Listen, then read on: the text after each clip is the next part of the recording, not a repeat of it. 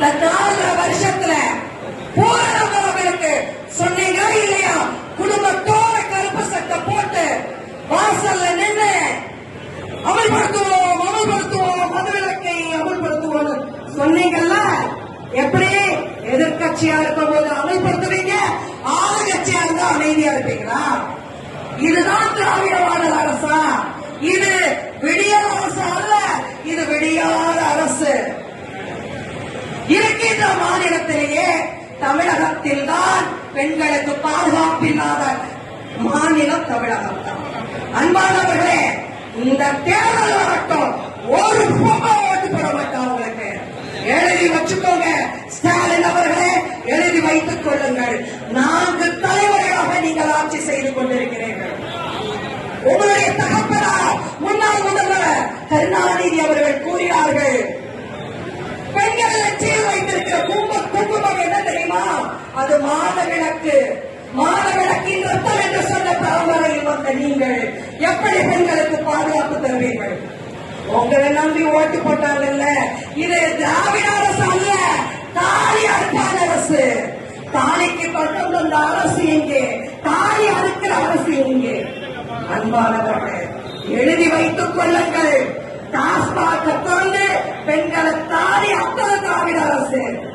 Retro பாலை திறந்து மகளிர் மாணவிகள் மாணவ செல்வங்களை காம தொடர்கள் மூலம் கற்பழிக்கின்ற அரசு இது. உங்களுக்கு எல்லாம் நல்லா தெரியும். Coimbatore is a central hub for education. It is a central hub for industrial area. It is a central hub for business and everything. சிவகங்கையில் உள்ள ஒரு அக்யூஸ்ட் கோயம்புத்தூர்ல வந்து தண்ணி அடிச்சு இந்த பொம்பளையில தொட்டு பெரிய நாய் குதற மாதிரி குதறி போடுவா. நாங்க பார்த்துட்டு இருக்கணும். போன வருஷம் அண்ணா யூனிவர்சிட்டி, இந்த வருஷம் கோயம்புத்தூர் சம்பவம். வாரம் வாரம் புதுசா நீங்க செஞ்சுக்கிட்டே இருப்பீங்க, பெண்களை குதறிக்கிட்டே இருப்பீங்க. அப்படிதானே? பெண்களுக்கு பாதுகாப்பு தான் வேணும், நிவாரணம் வேண்டாம். அவர்களே, எங்களுக்கு பாதுகாப்பு தான் வேணும், எங்களுக்கு நிவாரணம் வேண்டாம்.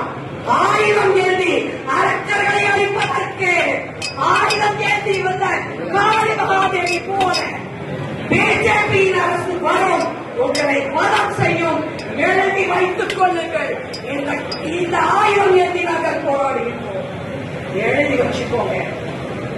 வரக்கூடிய சட்டமன்ற தேர்தல் பொதுமக்கள், பெண்கள் இதை பார்த்துக்கிட்டு இருக்க ஒவ்வொரு பொருளையும் வீட்டுல சகோதர சகோதரிகள், நீங்கள் தெருவில் இருந்து போராட வேண்டாம். உங்களுடைய ஆயுதம் எது தெரியுமா? வாக்குச்சீட்டு. உங்களுடைய கையில் இருப்பது வாக்குச்சீட்டு. அந்த மிகப்பெரிய ஆயுதம் ஏற்றி போராடும். The police department, Tamil Nadu police department, now multi-talented personality, but nowadays, the last 4.5 years, the police department is completely failure. The police have been the authority to stop crimes, but the last 4 years, the law and order is completely failure. Now the police department is completely politicized. The police officers are used for purpose. Police officers used for political functions. Police officers used for arresting the opposition parties' office bearers. This is happening in Tamil Nadu.